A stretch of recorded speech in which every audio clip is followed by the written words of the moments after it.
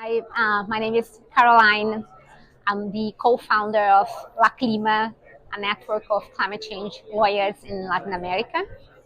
And I think we had here very fruitful discussions in terms of looking at the negotiations from a global south perspective, understanding how these negotiations really affect developing countries and having these shared view over topics like mitigation, adaptation, loss and damage, fossil fuels. I think that was really important to make sure that we are really interpreting the negotiations properly and not being captured by narratives that sometimes are easy to be really convenient for everyone.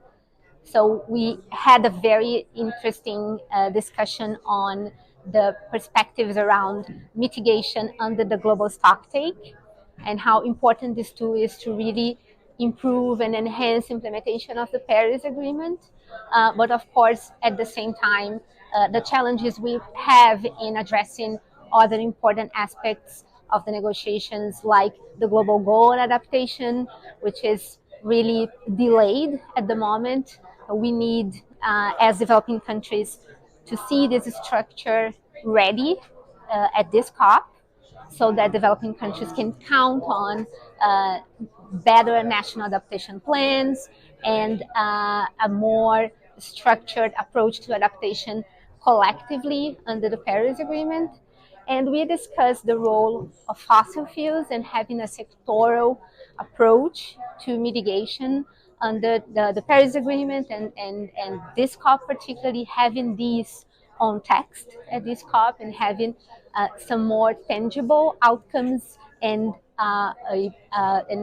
tangible targets and metrics in how we're going to measure and make sure that there will be accountability around any targets on fossil fuels. We know this is a difficult issue at this COP, particularly in the United Arab Emirates.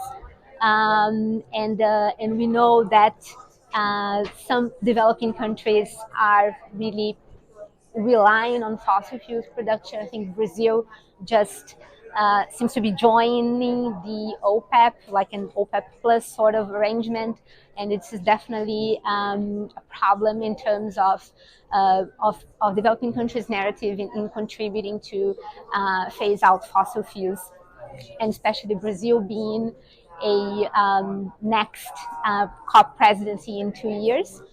So, of course, this is going to be an issue that will have to be sorted by Brazil, and especially with other developing countries that are also fossil fuels producers, for us to have a more clear view on mitigation for the future, either from a GST perspective or from a mitigation work program perspective.